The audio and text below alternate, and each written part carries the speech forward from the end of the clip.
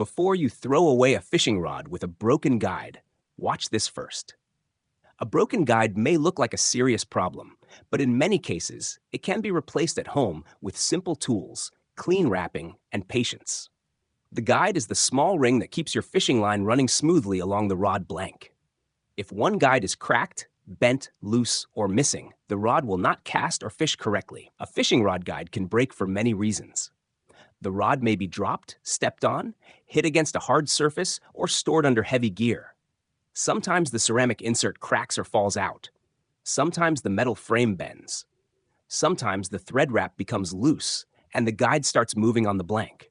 Even a small crack inside the guide ring can damage your fishing line. Do not keep fishing with a broken guide.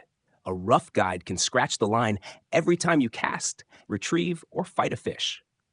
The damage may look small, but under pressure, the weakened line can break suddenly. A loose or missing guide can also change the line angle, reduce casting distance, and put uneven pressure on the rod blank.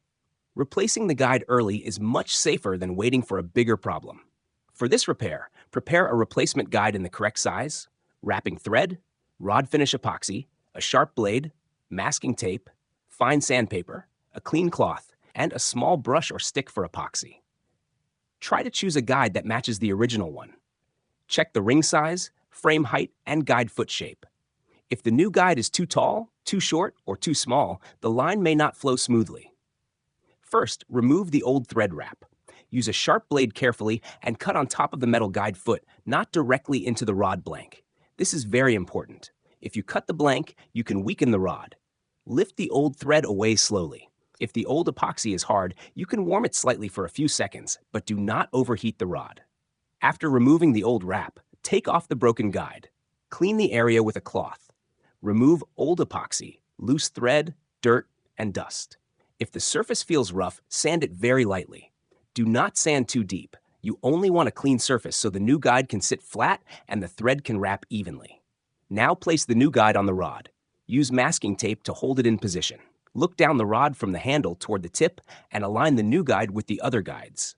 All guides should form one straight line. Take your time here. A strong repair is not enough if the guide is crooked. Next, start wrapping the guide foot with thread. Keep the thread tight, smooth, and close together. Do not leave gaps. Wrap until the guide foot is fully covered. Finish the wrap with a pull-through loop, then trim the extra thread carefully. Before applying epoxy, check the alignment again. Mix the rod finish epoxy slowly and apply a thin, even coat over the thread. Let it soak in and seal the wrap. Rotate the rod while the epoxy cures, or turn it by hand every few minutes at the beginning. Common beginner mistakes include using the wrong guide size, cutting into the blank, wrapping too loosely, poor alignment, using too much epoxy, and fishing before the finish is fully dry. Work slowly, keep everything clean, and test the guide after curing. With the correct guide, clean wrapping, proper epoxy, and patience, your fishing rod can become smooth, strong, and ready for your next fishing trip again.